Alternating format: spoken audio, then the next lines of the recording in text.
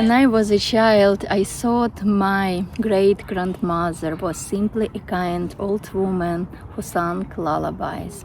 It took me many years to understand how much pain, resilience, and love lived behind her voice. Welcome back. If you watch my previous video, you know that I am currently writing a book called Lullaby of New Land. I'm Inna Kovtun, Ukrainian folklorist, ethnomusicologist, folk singer, and qualified mental health professional living in Oregon, far from my homeland. Through this series, I want to share the stories that shape my life, my music, and my understanding of traditional song. I also want to explore something that has fascinated me for many years, how music can support mental health. And today I would like to continue sharing excerpts from my book and tell you about an extraordinary woman who taught me to love folk song, my roots, and the cultures that shape me. This is a story not only about me. This is about memory, about roots, about love, about the losses carried through generations, about how people find the strength to continue living after grief, separation, and hardship, and about a song that can sometimes say more than 1,000 words. A song that helps us feel connected to those who are not longer with us. A song that brings strength in difficult moments, restores hope, helps us find inner support, and remind us of who we are, where we come from, and where we belong. I have become increasingly convinced that folk song was never only a form of culture or entertainment. For many generations, it was a way to endure pain, to express what words could not hold, and to find comfort, support, and inner grounding.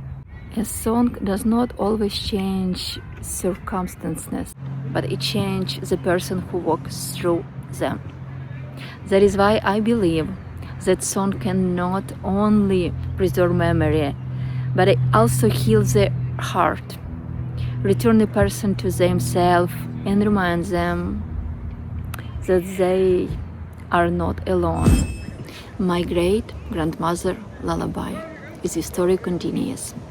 My love for folk song did not begin with television or radio, not with concerts, books, or university lectures. It began with the voice of my great-grandmother, Motra. I was only 5 years old when she passed away. Many people assume that a child that young would remember very little, but some things stay with us forever. I still remember her voice. I remember the warmth of her hands and her embraces.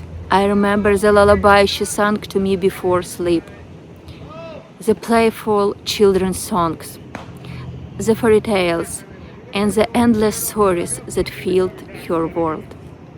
I especially remember our afternoon concerts. My great-grandmother would put me down for a nap and begin to sing a lullaby. One song would end. Another one, I would ask. She would sing another, then another, and another. After the 10th song, she would laugh. Enough now. Why aren't you sleeping? That's it. We have already rested enough. Let's go to play. And indeed, I did not want to sleep at all. I simply loved listening to her voice. I could listen for hours. At that time, I did not yet know that many years later, song itself would become my life path. I remember how she would place me on the windowsill and say, "Look, outside ordinary village life unfolded. A neighbor carried water from the well. My mother or grandmother picked cherries in the garden. Women weeded the vegetables beds. someone hurried along the street.